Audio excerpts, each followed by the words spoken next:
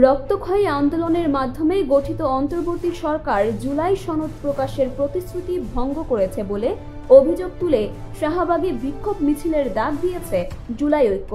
বুধবার ৩০ কর্মদিবস পূর্ণ হলেও বহু প্রতীক্ষিত জুলাই ঘোষণাপত্র প্রকাশিত না হওয়ায় এ প্রতিবাদ কর্মসূচি ঘোষণা করা হয়। আজ বৃহস্পতিবার রাত ৮টায় রাজধানীর শাহবাগে এই বিক্ষোভ মিছিল অনুষ্ঠিত হবে বলে জানা গেছে। গত ১০ মে আওয়ামী লীগের রাজনৈতিক কার্যক্রম নিষিদ্ধ হওয়ার পর আইন উপদেষ্টা ডক্টর আসিফ নজরুল এবং ২ ছাত্র উপদেষ্টা জাতির উদ্দেশ্যে ঘোষণা দিয়েছিলেন আগামী ৩০ কর্মদিবসের মধ্যে জুলাই ঘোষণাপত্র প্রকাশ করা হবে। নির্ধারিত সময়সীমা পেরিয়ে গেলেও তা প্রকাশিত না হওয়ায় আন্দোলনকারী ছাত্র জনতার মধ্যে তীব্র ক্ষোভের সৃষ্টি হয়েছে।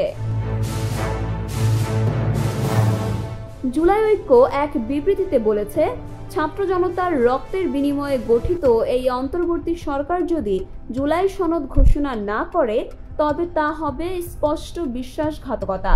তারা এই ঘটনাকে ছাত্র জনতার আত্মত্যাগকে অসম্মান করার শামিল বলে মনে করছে।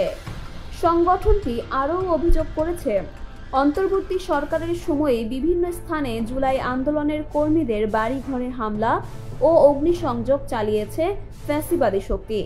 এসব ঘটনার কোনো বিচার না হওয়াকে আন্দোলনকারীরা সরকারের নীরব সহযোগিতা হিসেবে দেখছে।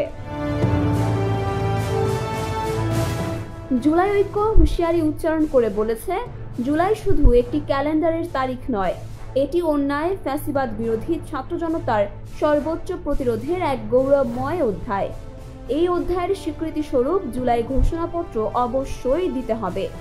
যদি তা না হয় তবে কঠোর কর্মসূচি আসবে এবং তার দায়ভার সরকারকেই নিতে হবে।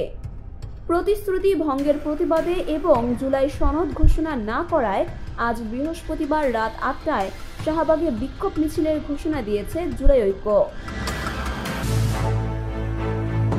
তো ভিউয়ার্স, আপডেটেড সকল নিউজ পেতে আমাদের সঙ্গে থাকুন এবং চ্যানেলটিকে সাবস্ক্রাইব করুন।